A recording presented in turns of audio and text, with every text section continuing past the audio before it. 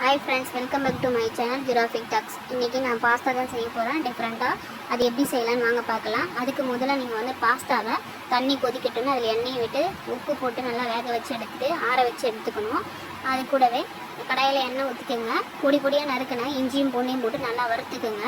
வறுத்த உடனே வெங்காயம், பச்சை மிளகா, கருவேப்பிலை இதெல்லாம் போட்டு நல்லா வதக்கிக்கோங்க. நல்லா வதக்கிட்டே இருக்கணும். கோல்டன் ப்ரௌன் வர வரைக்கும் நல்லா வதக்கிட்டே இருக்கணும். சால்ட்டு போட்டு கூட நல்லா வதக்கிடலாம். நீங்கள் நல்லா வதங்கின உடனே சோயா சாஸ், கொஞ்சம் டொமேட்டோ சாஸ், கரம் மசாலா எல்லாம் சேர்த்து நல்லா வதக்குங்க. நல்லா வதக்கிட்டு கூடவே கொஞ்சம் தண்ணி வேணால் கூட லைட்டாக ஆட் பண்ணி கூட நல்லா வதக்கிக்கோங்க.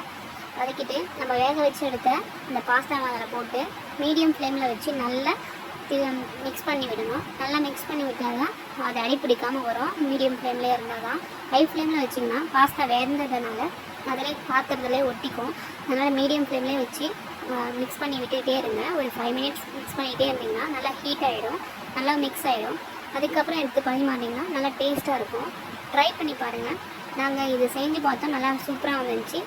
லாஸ்ட்டாக ஃபினிஷிங் நீங்கள் கொத்தமல்லி தூவி இறக்கிக்கலாம் மிக்ஸ் பண்ணி. இதை எல்லாருக்கும் கொடுத்தீங்கன்னா குழந்தைங்க எல்லாமே நல்லா சாப்பிடுவாங்க. டேஸ்ட்டாக இருக்கும். ட்ரை பண்ணுறோம். தேங்க்யூ ஃபார் வாட்சிங்.